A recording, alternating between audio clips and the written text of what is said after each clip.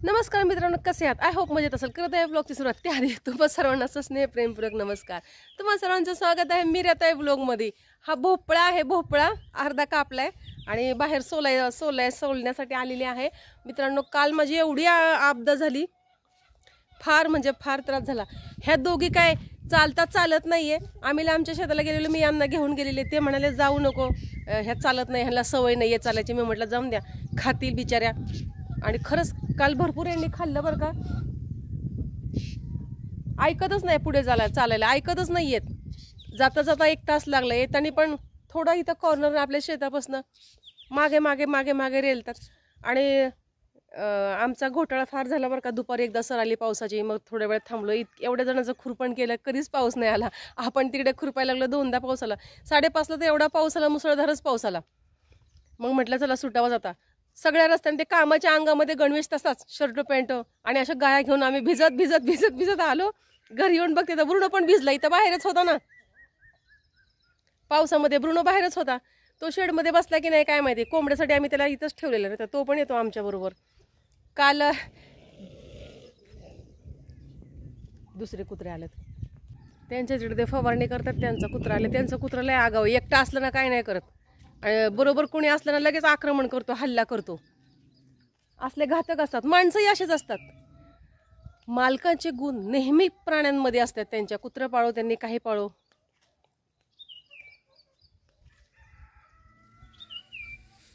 आहा, भारी जातकाचा सुगंध. स्किप न करता व्हिडिओ पाहताय त्यामुळे तुमचे मनपूर्वक धन्यवाद. स्किप न करता व्हिडिओ पहा. पहिल्यांदा माझा व्हिडिओ पाहताय, आपल्या चॅनलला सबस्क्राईब करा, व्हिडिओला लाईक करा, शेअर करा आणि कमेंट करून सांगायला विसरू नका. ए ब्रुनो, लेच आगाव आहे बाई त्यांचं कुत्र, जात पण नाहीये. ब्रुनो पण माती उकरतोय. ए परश्या, आरची कुठे आहे? काय करते? प्रशांत नाव आहे त्याला, पण आम्ही परश्या आरची असं म्हणतो. मित्रांनो, बाहेर व्हिडिओ काढायला काय जमत नाही. एवढा पाऊस येतो ना, असं हाताच्या सगळ्या. मला तर ना फार घाण वाटते बाई रानामध्ये. ते असं पाऊस आल्यावर मला कसं तरी वाटतं. मला जेवण पण जात नाही. पण जेवायच्या आधी पाऊस नव्हता आला. ते कसं सगळे अंग भरलेले, हे पाय सगळे चिकचिक भरलेले. मी असं काय घाण म्हणत नाही बरं का. काय म्हणतील, काय असं तसं बोलते.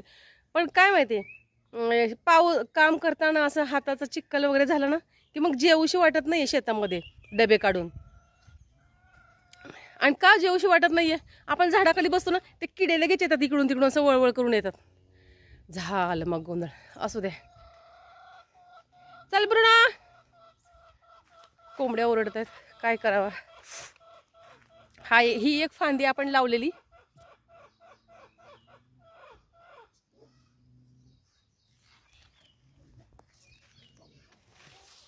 भीती वाटते ना मला, दुसऱ्या कुत्र्यांचे दात बीत लागतील म्हणून.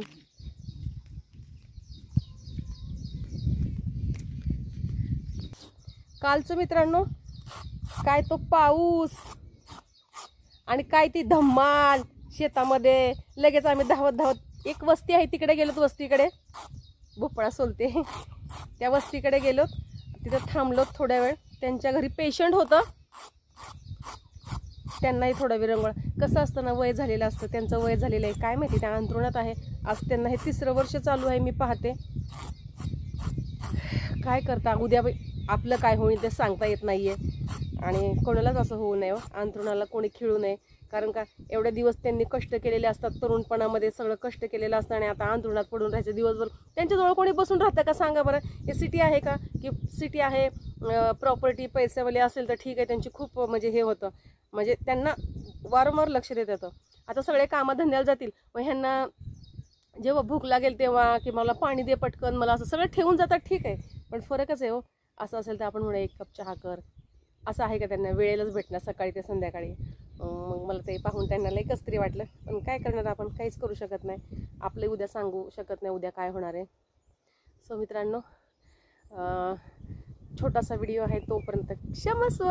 कारण काय करू, माझी फार धावपळ होते आणि एकटे असल्यामुळे तिकडे बघा, घरी आले की घरचं बघा, फार म्हणजे फार धावपळ होते. विचित्र असा प्रसंग आहे आणि मज्जा पण जाम येते.